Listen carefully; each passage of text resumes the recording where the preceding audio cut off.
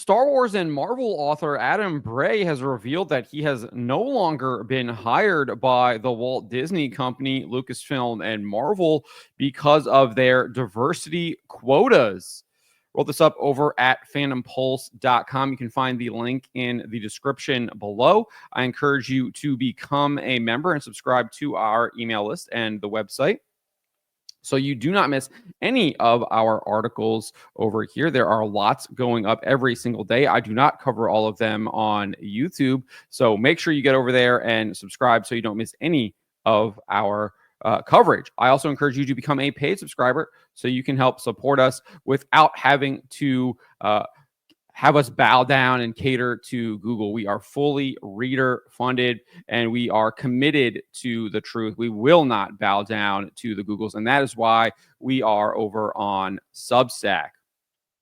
So Adam Bray spoke with That Park Place and shared that Lucasfilm did not hire him and he did not work on the recently published Star Wars Encyclopedia, the comprehensive guide to the Star Wars galaxy, despite being credited as an author. So you might know Bray because he has worked on various Star Wars and Marvel encyclopedias and guides over the past couple of years. This is what he said, though.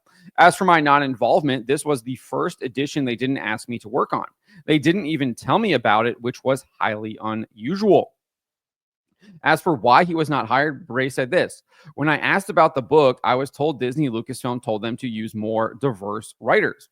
Apparently, I'm not on the diversity list of authors because I went from doing several books a year for Star Wars to suddenly none. No explanation, and I always had a stellar relationship with Lucasfilm and DK, which is the publisher of these encyclopedias. But suddenly, nobody answered my emails, though they still use my work and name to create new books. And they have. I mean, if you go to Amazon, he is credited as the author of this book. It seems like they are clearly using his old work from previous encyclopedias, repurposing it and putting it in these new books without providing him any kind of compensation other than the fact that they're putting his name on the book.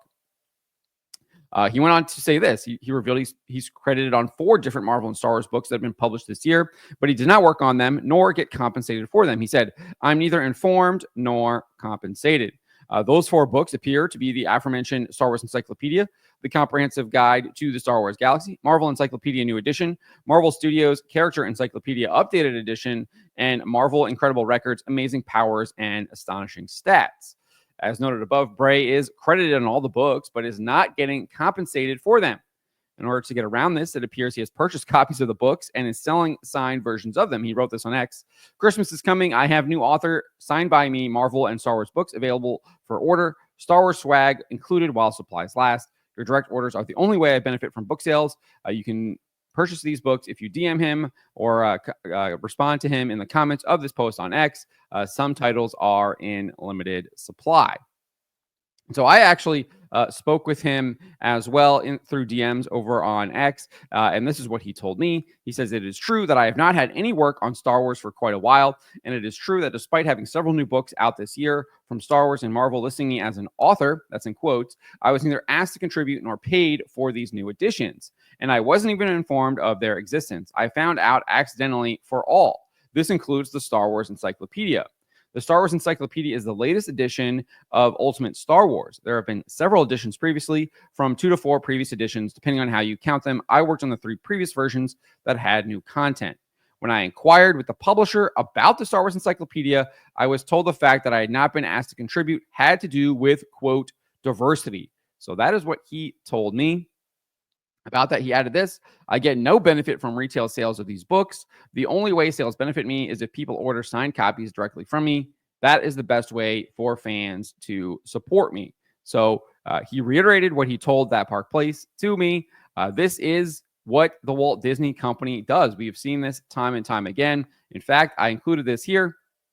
They were previously accused by numerous authors of not compensating them. If you remember, back in 2020, Alan Dean Foster accused the Walt Disney Company of not paying royalties for the various Star Wars and Alien novels he had written. He wrote this: when you purchased Lucasfilm, you acquired the rights to some books I wrote: Star Wars, the novelization of the very first film, Splinter of the Mind's Eye, the first sequel novel. You owe me royalties on these books. You stopped paying them. When you purchased 20th Century Fox, you eventually acquired the rights to other books I had written, the novelizations of Alien, Aliens, and Alien 3. You've never paid royalties on any of these or even issued royalty statements for them. There would be a whole movement basically started called Pay. I forget what it was called. It was like Pay. It was like a task force. I think I included it in here. Maybe I didn't. Yeah, it's called the Disney Must Pay Task Force that was created. They used a bunch of organizations. You saw a number of unions getting involved. SIFWA was involved, etc. And they were eventually able to resolve the issue, but it took 6 months. But we did finally get an update from Foster on his own website in May 2021. He says the issue with Disney regarding back royalties has been resolved. Further news relating to this matter to be released shortly to the public. And then we got the update from the Disney Must Pay Task Force. That was also demanding not only Foster get paid, but James Caan and Donald F. Glut, who were the authors on the original Star Wars trilogy as well. They weren't getting their royalties, but we did get a press release from them in 2021 saying Alan Dean Foster, James Caan, and Donald F. Glut, the novelization authors of the original Star Wars trilogies, have resolved their royalties issues and will be paid by Disney. So we did see some resolution for this. Hopefully, maybe, I'm not sure what Adam Bray's contract is, if they're able to basically repurpose his old work and put it in these new books, still credit him as the author and then not pay him even though they're selling a new product. I'm not sure exactly how that works, but if that is unethical, illegal, etc., I hope that he also gets the support that these other authors received and that Disney pays him for what they are for using his work in those books. But I think the bigger point here, not only that he's not getting paid, which is absolutely despicable, is the fact that the woke is not getting put away. The Walt Disney Company, Lucasfilm, these big Hollywood studios are not going to be putting the woke away. They literally are hiring people illegally based on these quotas that they have. We know that the Walt Disney Company is actually facing an EEOC not a lawsuit, but basically an EEOC investigation. There has been a law firm, I think it's called America First Legal, that has sent a letter asking the EEOC to investigate the Walt Disney Company over their hiring practices that they publicly state are based on sex and race and your sexuality, I guess.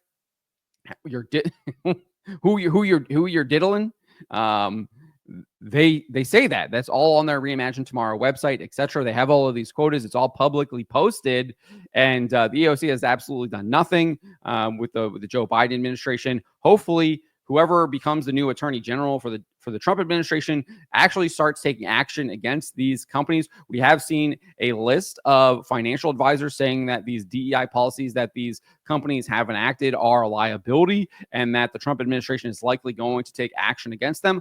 I hope they do, because these companies, these people, they've institutionalized this. They are not going to go away silently into the night just because Donald Trump happened to be elected. They are going to have to be rooted out and removed. These companies are going to have to be forced to pay for these illegal practices that they have committed. They're going to be forced to have to change the illegal things that they are doing, illegal and immoral things that they are doing when it comes to hiring people. And these policies do have real costs. They make people like Adam Bray suffer. It shows Disney is willing to essentially steal potentially from him based on his previous works and not compensate from him.